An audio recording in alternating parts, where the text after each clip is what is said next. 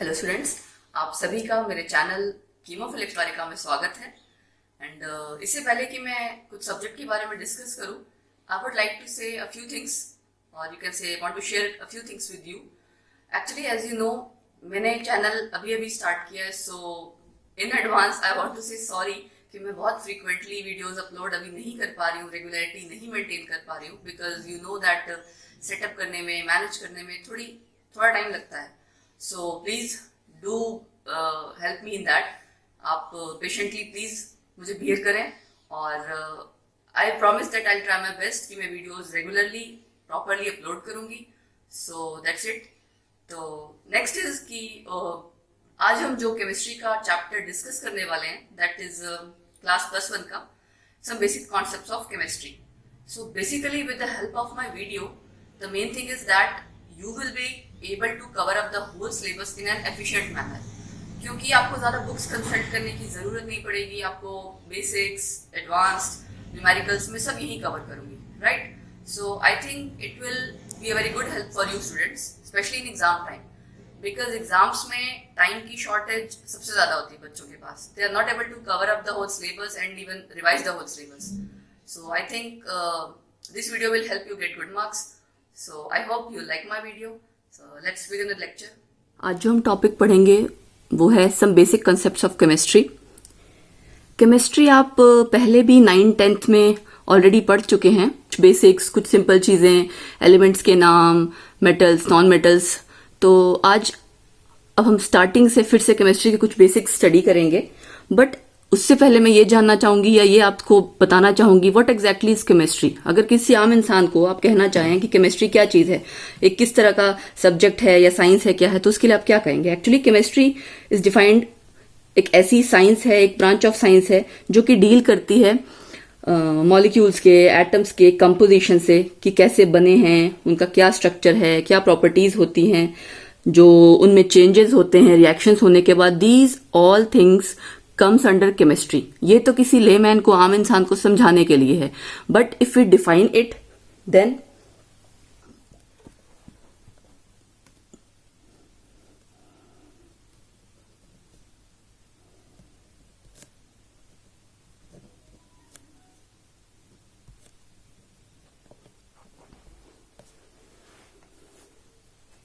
so chemistry is defined as that branch of science which deals with study of composition, structure, properties of matter and the changes which that matter undergoes under different conditions and the laws which govern these changes. So ये तो आपकी basically chemistry की हुई definition. Next comes कि उसका scope क्या है, कहाँ यूज होती है, हमारी डे टू डे लाइफ में कहाँ यूज होती है। सो डे टू डे लाइफ में आपने नॉर्मली देखा होगा, घर में जो भी हम चीजें खाते पीते हैं, लाते हैं, किसी में प्रिजर्वेटिव्स है, कॉस्मेटिक्स है, all the things contain such kind of या any kind of chemical compounds definitely. बस हम नोटिस नहीं करते हैं, कभी नोटिस करते हैं, कभी नोटिस नहीं करते। So chemistry is everywhere around us, you can say. और जितनी भी साइंस है, जितनी भी हमारी चीजें आसपास हैं, all are interconnected and interdisciplinary. Means कि फिजिक्स, केमिस्ट्री, मैथ्स, बायो सब एक दूसरे से कनेक्टेड है। कोई भी सब्जेक्ट या कोई भी आपकी ब्रांच हम इंडिपेंडेंट नहीं कह सकते। कोई भी आप कंपाउंड्स दो स्टडी कर रहे हो, कहीं रिएक्शन हो रही है, कहीं पे वहां पे हो सकता है फिजिक्स के लॉज लग रहे हो, मैथ्स की कोई डेरिवेशन लग रही हो। So all the things, bio के कुछ ऐसी हो सकती है चीजें, biochemical reactions. So everything is connected. So basically all the branches of such science are interconnected and interdisciplinary. So next comes importance and scope of chemistry.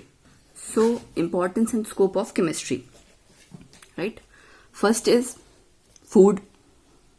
Chemicals are used in case of various food like as chemical fertilizers, like urea, insecticide के तौर पे use होता है, preservatives हैं, acid regulators.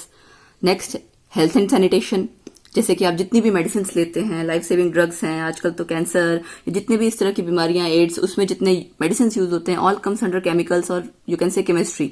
Antiseptics जो कि हमें infection से बचाते हैं, एनाल्जेसिक जो कि पेन रिड्यूसर्स होते हैं, पेन किलर्स, एंटीबायोटिक्स जो आपके इन्फेक्शन को क्योर करते हैं, vitamin, tonics, all comes under chemistry और you can say examples of scope of chemistry. Next comes environment friendly chemicals. जैसे रेफ्रिजरेंट्स या एसी में हमारे पहले जो कूलेंट्स यूज होते थे या इस तरह के केमिकल्स यूज होते थे लाइक CFCs, क्लोरोफ्लोरोकार्बन्स, अब उनको रिप्लेस किया जा रहा है बाय इको फ्रेंडली केमिकल्स। जितने रिसर्चेस हैं उन रिसर्च की हेल्प से केमिकल्स हम इस हिसाब से यूज करते हैं अब कि हमारे वो एनवायरनमेंट को डिस्टर्ब ना करें या कम से कम लॉस हो हमारे एनवायरनमेंट को। Next is nuclear energy to preserve coal and petroleum resources, क्योंकि हम इनकी कोल और पेट्रोलियम रिसोर्सेज हमारे पास कम है तो उनको प्रिजर्व करने के लिए और डे बाय डे कम होते जा रहे हैं, उसके लिए हम न्यूक्लियर फ्यूल्स यूज कर सकते हैं। जैसे कि यूरेनियम के कई सारे आइसोटोप्स हैं और भी कई रेडियो एक्टिव एलिमेंट्स हैं, उनको हम एनर्जी के रिसोर्सेज के तौर पे यूज करते हैं। एंड मेनी मोर, ऐसे और बहुत सी एग्जाम्पल्स हैं जहां पे हमारी डे टू डे लाइफ में केमिस्ट्री यूज होती है। And so it has a very vast scope. So next comes matter. Matter word आपके केमिस्ट्री के डेफिनेशन में आया था, राइट? तो मैटर है क्या एक्चुअली? आपने पहले भी पढ़ा हुआ है। मैटर एक ऐसी चीज है that can be defined as anything that occupies space, it has mass, और जिसको हम प्रेजेंस उसकी फील कर सकते हैं by any of our 5 senses. अब जैसे आपके आसपास चाहे आपके कपड़े हैं, पानी है, दूध है, डेली लाइफ की आपकी जो भी चीजें हैं, एवरीथिंग इज मैटर। वो चाहे सॉलिड भी हो सकता है, लिक्विड, गैस, कुछ भी हो सकता है। सो नेक्स्ट कम्स इट्स क्लासिफिकेशन। अब मैटर को हम दो तरह से क्लासिफाई कर सकते हैं। फिजिकली भी क्लासिफाई कर सकते हैं एंड केमिकली कर सकते हैं। फिजिकल क्लासिफिकेशन में क्या आ जाएगा कि सॉलिड, लिक्विड, गैस। अब सॉलिड, लिक्विड, गैस फर्दर आगे हम डिटेल में पढ़ेंगे कि क्या होते हैं। आपने वैसे भी पहले पढ़ा हुआ है कि सॉलिड क्या चीज होती है, लिक्विड क्या होते हैं, उनकी क्या प्रॉपर्टीज हैं, कैसे हैं, गैसेस कैसी हैं। सिमिलरली केमिकल क्लासिफिकेशन, केमिकल में आपको दो तरह से किया है। एक तो होमोजेनियस या हेट्रोजीनियस। होमो means same, hetero means different. तो ये भी हम डिटेल में पढ़ेंगे कि होमोजेनियस का क्या मतलब है, हेट्रोजेनियस का क्या मतलब है। या फिर दूसरी तरह से जो हमने क्लासिफाई किया हुआ है दैट इज प्योर सब्सटेंस या मिक्सचर। प्योर सब्सटेंस मीन्स कि जिसमें प्योरिटी है, जिसमें कोई मिलावट नहीं है। प्योर मीन्स एक ही चीज होगी, एक ही टाइप के आपके उसका यू कैन से मटेरियल होगा, दूसरा कोई मटेरियल नहीं होगा। और मिक्सचर्स में क्या होगा, आपका एक से ज्यादा चीज होंगी और वो भी किसी भी प्रोपोर्शन में हो सकती हैं। अब प्योर सब्सटेंस का फर्दर आप अगर देखो तो एलिमेंट्स और कंपाउंड्स हैं। एलिमेंट्स और कंपाउंड्स में, एलिमेंट्स में एक ही टाइप का मटेरियल है, कंपाउंड्स में एक से ज्यादा यू कैन से 2 एलिमेंट्स हैं, जैसे आपके सपोज करो वाटर, तो लेकिन वो एक फिक्स्ड रेशियो में होंगे। मिक्सचर में आपका क्या होता है कि आपके 2 से ज्यादा चीजें, 2 या 2 से ज्यादा चीजें होंगी लेकिन उसकी फिक्स प्रोपोर्शन नहीं है, किसी भी रेशियो में होगी। आपने सैंड को और सॉल्ट को मिला दिया किसी भी रेशियो में, उसकी कोई रेशियो नहीं है। बट अगर आप वाटर की बात करें, वाटर का जैसे आप फॉर्मूला पढ़ते आए हो H2O, तो H2O में H और यानी कि हाइड्रोजन और ऑक्सीजन दोनों है, 2:1 की रेशियो। 2:1 रेशियो आपका जो न्यूमेरिक या नंबर रेशियो, बट अगर बाय वेट या बाय मास आप चेक करोगे तो 2:16 यानी कि 1:8। ये आगे हम अभी डिटेल में पढ़ेंगे। उसके बाद कंपाउंड्स को आप फर्दर और क्लासिफाई कर सकते हो, किसमें, इनऑर्गेनिक या ऑर्गेनिक। अब ऑर्गेनिक में आप पढ़ते हैं जैसे कार्बन और कुछ और एलिमेंट्स हैं, हाइड्रोजन, ऑक्सीजन, नाइट्रोजन, सल्फर, इस तरह के कुछ एलिमेंट्स से मिला के जो कंपाउंड्स हैं दे कम अंडर ऑर्गेनिक। और इनिशियली उसका ओरिजिन माना जाता था कि एनिमल्स या प्लांट से इनिशियली, बट बाद में लैब में भी सिंथेसाइज हुआ है। As you all know, urea lab में ही सिंथेसाइज हुआ, बेशक एक्सीडेंटली हुआ but still it was synthesised in lab. और दूसरा उसका टाइप क्या है, कंपाउंड्स को हम क्लासिफाई कर सकते हैं इनऑर्गेनिक में। जो और रिमेनिंग आपके इतने एलिमेंट्स हैं जो आप डेट HCl, H2SO4, इस तरह के जितने आपके इनऑर्गेनिक एसिड्स हैं, बेसिस हैं, NaOH, ये सारे आपके इनऑर्गेनिक में आते हैं। सो this was all about classification of matter. अब हम इसको फर्दर डिटेल में पढ़ेंगे। इन सारी एक एक जितने भी आपके ये आप फ्लो चार्ट में देख रहे हैं, जितने भी सॉलिड, लिक्विड, गैस, ये सारे, इन सारी चीजों को हम डिटेल में पढ़ेंगे और इनके एग्जांपल्स पढ़ेंगे। नेक्स्ट कम्स कि आपका फिजिकल क्लासिफिकेशन में जो हमने कहा कि सॉलिड्स, लिक्विड्स और गैस। तो सॉलिड आपके वो सब्सटेंस हैं जो जिनकी डेफिनेट वॉल्यूम होती है, डेफिनेट शेप होती है। डेफिनेट मतलब फिक्स्ड वॉल्यूम है, फिक्स्ड शेप है। शुगर हो गया, आयरन हो गया, गोल्ड हो गया, कुछ भी, जो भी ग्लास फूल्स हो गए, कुछ भी इस तरह की चीज है जो सॉलिड फॉर्म में है। नेक्स्ट है लिक्विड। लिक्विड ऐसी आपका ऐसा सब्सटेंस है जिसकी वॉल्यूम तो डेफिनेट है लेकिन शेप डेफिनेट नहीं है। आप पानी को किसी भी तरह के बर्तन में डाल दोगे, उस तरह की उसकी शेप आ जाएगी, ठीक है, बट वॉल्यूम उसका उतना ही रहेगा। आपने 5 ml पानी लिया है या 500 ml सपोज करो पानी, जितना पानी लिया, आधा लीटर, 1 लीटर, वो उतना ही वॉल्यूम उसका उतना ही रहेगा, बट उसकी शेप चेंज हो जाएगी। जिस तरह के आप बर्तन में आप उसको डालोगे उसकी उस तरह से शेप हो जाएगी। Next is gas. गैसेस हम उन सब्सटेंसेस को कहते हैं जिनकी ना तो कोई डेफिनेट शेप है ना कोई डेफिनेट वॉल्यूम है। क्यों? क्योंकि वो जिस भी एरिया में होगी वहां उस पूरे वेसल को, पूरे एरिया को कवर अप कर देती है। सपोज करो आप ऑक्सीजन गैस है या कोई भी किसी भी तरह की गैस आप बैलून में फिल करते हो, हीलियम गैस आप बैलून में फिल करते हो, तो आप अगर उसको जितना ज्यादा बड़ा बैलून फैलाते जाओगे उसमें पूरे में वो स्प्रेड हो जाती है। तो ना तो उसकी डेफिनेट शेप है, ना उसकी कोई डेफिनेट वॉल्यूम है। तो क्यों? क्योंकि उसके मॉलिक्यूल्स दूर दूर होते हैं। तो इसके सबके एग्जाम्पल भी हैं, आप ये सारी आपको चीजें ऑलरेडी पता है। तो फिजिकली हमने इन तीनों को, सॉलिड्स, लिक्विड, गैस को क्लासीफाई किया। इन तीनों में अगर आपको डिफ्रेंशिएट करना हो तो आप क्या करोगे, क्या कैसे कहोगे?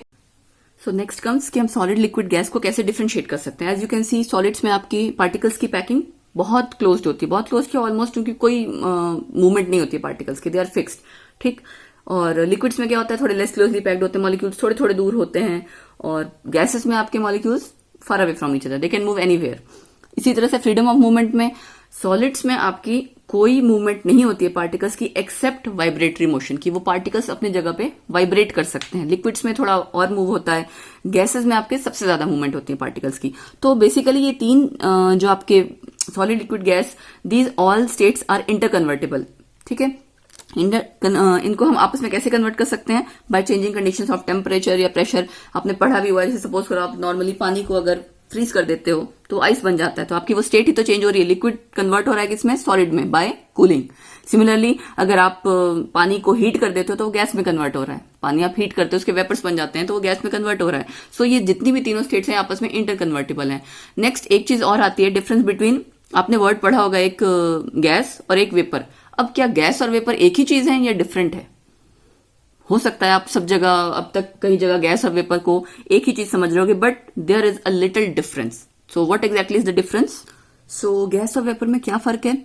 अब कुछ चीजें होती हैं जो आपके रूम टेम्परेचर पे ही गैसियस स्टेट में एग्जिस्ट करती है, लेकिन कुछ चीजें ऐसी होती है जिनको आप उनका टेम्परेचर चेंज करो या कुछ कंडीशंस चेंज करो जिसके कारण वो अपनी स्टेट चेंज करे। जैसे सपोज आप पानी को हीट करते हो, पानी आपने हीट किया तो आप उसका टेम्परेचर इंक्रीज करो, उसके बाद वैसे पानी रूम टेम्परेचर पे लिक्विड फॉर्म में था, लेकिन जब आपने उसके कंडीशंस चेंज किया, आपने उसको टेम्परेचर उसका राइज करवाया, हीट किया, then it will convert into gaseous form. तो इस तरह की चीज को या इस तरह की हम टर्म को कहेंगे कि वो वेपर है, कि वो आपके वेपर्स बने हैं।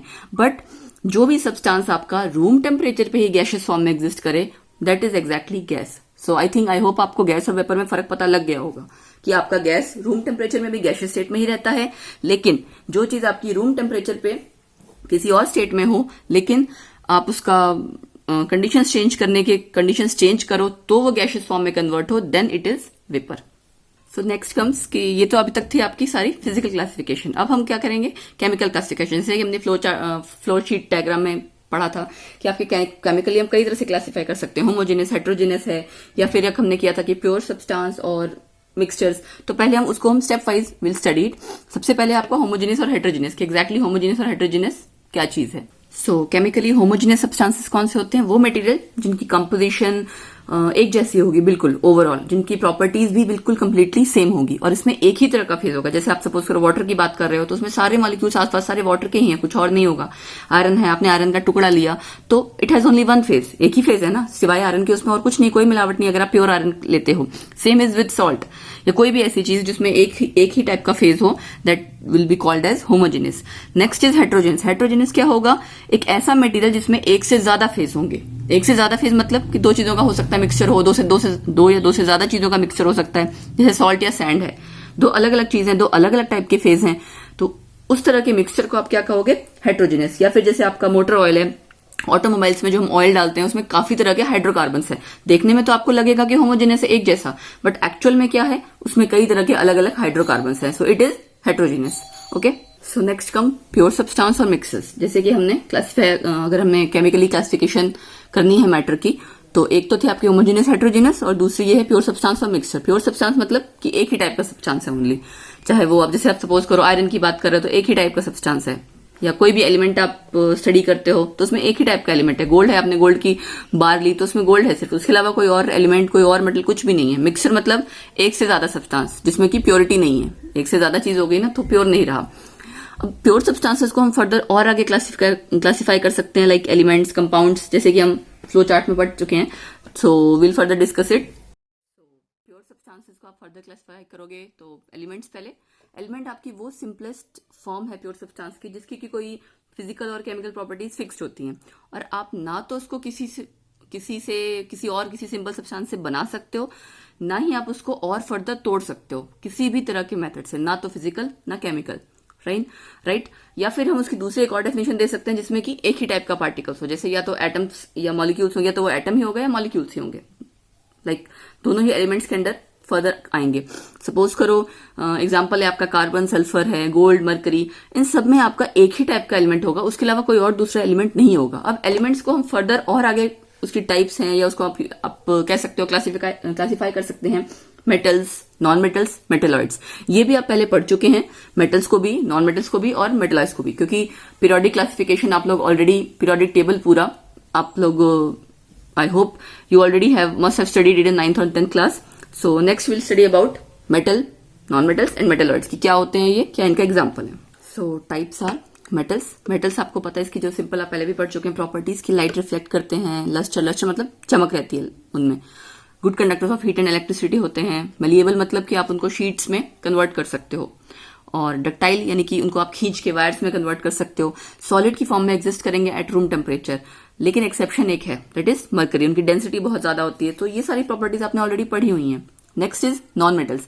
नॉन मेटल्स इसका जस्ट अपोजिट, लाइट रिफ्लेक्ट नहीं करेंगे, लस्टर नहीं होगा, वन इज एक्सेप्शन आयोडीन, और ब्रिटल है, poor conductors of heat and electricity है एक्सेप्ट ग्रेफाइट। यहाँ ये दो एक्सेप्शंस हैं, ये हमें याद रखनी होगी।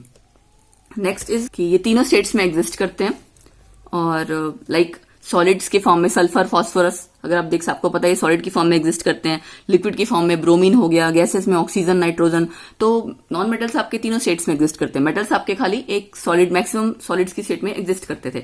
तीसरा है आपका मेटलॉइड्स। मेटलॉइड्स आपके वो यू कैन से एलिमेंट्स हैं जो कि मेटल और नॉन मेटल्स दोनों की कैरेक्टरिस्टिक्स शो करते हैं। आपने पीरियोडिक टेबल में देखा होगा एक स्टेयरकेस टाइप, आपका एक एक्सट्रीम राइट हैंड साइड में आपका स्टेयरकेस टाइप जैसे आपके पार्टीशन आता है मेटल्स और नॉन मेटल्स के बीच, तो उसके आसपास के जो एलिमेंट्स हैं वो सारे मोस्टली मेटलॉइड्स के केस में आते हैं। For example arsenic, antimony, bismuth, तो ये जर्मेनियम, ये सारे आपके मेटलॉइड्स हैं जो कि आपकी मेटल्स और नॉन मेटल्स दोनों की प्रॉपर्टीज को शो करते हैं।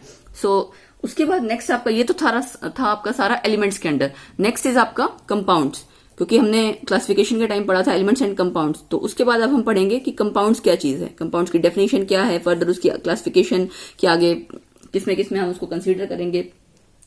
सो कंपाउंड्स आपके वो प्योर सब्सटेंस हैं जिनमें कि आप एक से ज्यादा एलिमेंट्स या एटम्स इनमें प्रेजेंट होते हैं, या फिर हम इसको किसी और तरह से कैसे डिफाइन कर सकते हैं कि वो प्योर सब्सटेंस जिसमें एक से ज्यादा टाइप के एलिमेंट्स हों, कंबाइन हो, लेकिन किसी फिक्स प्रोपोर्शन में, जैसा कि मैंने आपको पहले भी बताया था, किसी फिक्स प्रोपोर्शन में बाय मास, वो बाय मास होना चाहिए, बाय एटम नहीं।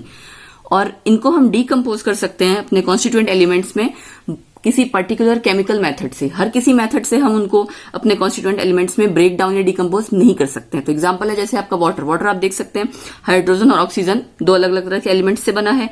हाइड्रोजन का मास इसमें एटॉमिक मास 2, ऑक्सीजन एक एटम का 16, तो 1:8 बाय मास 6 इसकी रेशियो है, जिसमें कि ये कंबाइन होकर वाटर मॉलिक्यूल बनाते हैं, कंपाउंड बना रहे हैं। नेक्स्ट कम्स की इनकी प्रॉपर्टीज इंटायरली डिफरेंट होती हैं फ्रॉम इट्स कॉन्स्टिट्यूएंट एलिमेंट्स। अब आप जैसे देख सकते हैं कॉन्स्टिट्यूएंट एलिमेंट्स है वाटर का, हाइड्रोजन और ऑक्सीजन, दोनों गैशियस फॉर्म है, दोनों की अपनी अपनी प्रॉपर्टीज है, but when they combine they form water. तो वाटर लिक्विड स्टेट में है, उसकी अपनी अलग प्रॉपर्टीज है। सो इनकी प्रॉपर्टीज अपने कॉन्स्टिट्यूएंट एलिमेंट से इंटायरली डिफरेंट होती हैं। सो नेक्स्ट इसके बाद हम पढ़ेंगे कि मिक्सचर्स क्या होते हैं। नेक्स्ट है मिक्सचर्स आपके वो मटेरियल होते हैं जिनमें कि आपके 2 या 2 से ज्यादा सब्सटेंसेस होते हैं, राइट। सो मिक्सचर आपका एक ऐसा मटेरियल जिसमें 2 या 2 से ज्यादा सब्सटेंसेस हैं किसी भी प्रोपोर्शन में, और इनकी प्रॉपर्टीज और इनके कॉन्स्टिट्यूएंट एलिमेंट्स की प्रॉपर्टीज इंटायरली एग्जैक्टली सेम होगी। और इनको हम जो इनके कॉन्स्टिट्यूएंट एलिमेंट्स हैं, जो मिक्सचर है, उसको अगर आपको सेपरेट करना हो तो आप किसी भी सिंपल फिजिकल मेथड से सेपरेट आउट कर सकते हैं। फॉर एग्जांपल है एलॉयज हैं, स्मोक है। अब एलॉयज में 2 या 2 से ज्यादा मेटल्स हो सकते हैं, जुड़े हुए हैं मेटल्स हैं, या कई एलिमेंट्स का कॉम्बिनेशन है, तो दैट इज मिक्सचर, क्योंकि हमें कोई फिक्स प्रोपोर्शन नहीं है, किसी फिक्स रेशियो में हमने कंबाइन नहीं किया है। स्मोक में भी आपका अब एयर में कई तरह की गैसेस हैं, कार्बन पार्टिकल्स हैं, so basically it is also a type of mixture. Next comes कि मिक्सचर होमोजेनियस भी हो सकता है, हेट्रोजेनियस भी हो सकता है। तो अगेन होमोजेनियस हेट्रोजेनियस जो आपने पहले पढ़ा था वो और ये it is exactly same. Homogeneous word और हेट्रोजेनियस वर्ड का मतलब सेम ही है कि आपका कंपोजिशन यूनिफॉर्म होगी इन केस ऑफ होमोजेनियस, और अगर कंपोजिशन आपकी यूनिफॉर्म नहीं है then it is heterogeneous. So now next will study about कि होमोजेनियस और हेट्रोजेनियस क्या होता है, कैसे उनकी प्रॉपर्टीज हैं, या उनको डिफरेंशिएट करना हो तो कैसे, क्या उनके एग्जाम्पल हैं। सो next comes types of mixtures कि होमोजेनस है या हेट्रोजेनस है। तो होमोजेनस जैसे आपको पता है यूनिफॉर्म कंपोजिशन होगी, हेट्रोजेनस में नहीं होगी। कंपोनेंट्स इसके आप ऐसे देख सकते हो या एटलीस्ट अंडर माइक्रोस्कोप आप उसको इसके कंपोनेंट्स होमोजेनियस मिक्सचर के कंपोनेंट्स ना तो आप नेकेड आई से दे सकते हो ना माइक्रोस्कोप के अंडर, वो आपको एक जैसा फेस ही दिखाई देगा, एक जैसी कंपोजिशन नजर आएगी। हेट्रोजेनियस के केस में आप नेकेड आई से या माइक्रोस्कोप से एटलीस्ट दोनों में से किसी एक तरीके से, अगर सपोज करो पार्टिकल्स बड़े हैं तो ऐसे ही दिख जाएंगे, बट एटलीस्ट अंडर माइक्रोस्कोप आप उन्हें विजिबली देख सकते हो। तो इसमें दो या दो से ज्यादा तरह के फेज होंगे। होमोजेनियस में एक फेज ही होगा, एग्जाम्पल में जैसे एयर या एलॉयज आ गया, और हेट्रोजेनियस में ऑयल इन वाटर या स्मोक। अब मैं आपसे एक क्वेश्चन पुटअप करती हूँ, मिल्क आप किसके अंडर डालोगे, होमोजेनस या heterogeneous? This is for you कि आपको ये फिगर आउट करना है कि मिल्क होमोजेनस मिक्सचर के अंडर आएगा या हेट्रोजेनस के अंडर आएगा।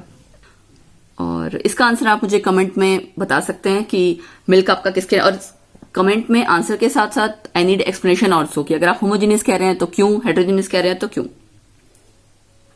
इसके बाद नेक्स्ट हमारा आता है कि मिक्सचर और कंपाउंड आप ओवरऑल कंप्लीटली पढ़ चुके हैं। नेक्स्ट अगर आप इसको डिफरेंशिएट करना चाहो तो एक बार हम गो थ्रू कर लेते हैं कि मिक्सचर और कंपाउंड्स में और दोनों में आपस में क्या क्या मेन पॉइंट्स हैं जिससे कि वो एक दूसरे को हम डिफरेंशिएट कर सकते हैं।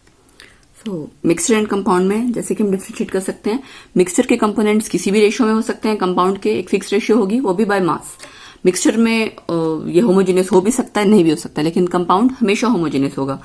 ओके, आपको एक ही जैसा फेज नजर आएगा। प्रॉपर्टीज मिक्सचर की आपकी या तो एग्जैक्टली सिमिलर होंगी कॉन्स्टिट्यूएंट्स के, या it will be in mid way कि कुछ मैच करेंगी कुछ नहीं करेंगी। कंपाउंड्स की प्रॉपर्टीज इसके कॉन्स्टिट्यूएंट से इंटायरली डिफरेंट होंगी। मिक्सचर को आप अपने कॉन्स्टिट्यूएंट एलिमेंट्स में सेपरेट कर सकते हो बस सिंपल एनी मैकेनिकल मेथड से, आप सिंपल किसी फिजिकल मेथड से। कंपाउंड के केस में ऐसा नहीं है, it can be separated only by suitable chemical methods.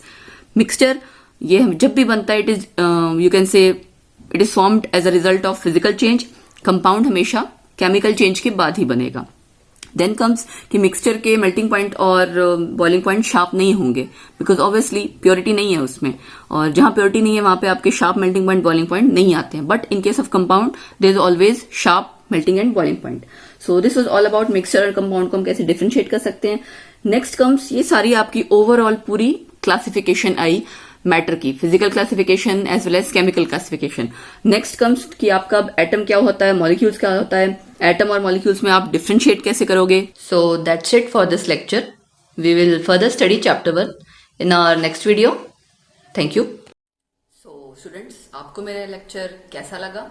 कोई भी इसके रिगार्डिंग क्वेरी है, सजेशन है, प्लीज कमेंट सेक्शन में नीचे जरूर बताइएगा, और प्लीज लाइक द वीडियो, अपने फ्रेंड्स फैमिली सब जगह ज्यादा से शेयर करें। सब्सक्राइब बटन आपको वीडियो में नीचे नजर आ रहा होगा, do hit the button and subscribe to my channel that is Chemophilic लॉरिका। आपके सब्सक्राइब करने से, शेयर करने से, लाइक करने से it will motivate me more and more to upload more videos. Thank you.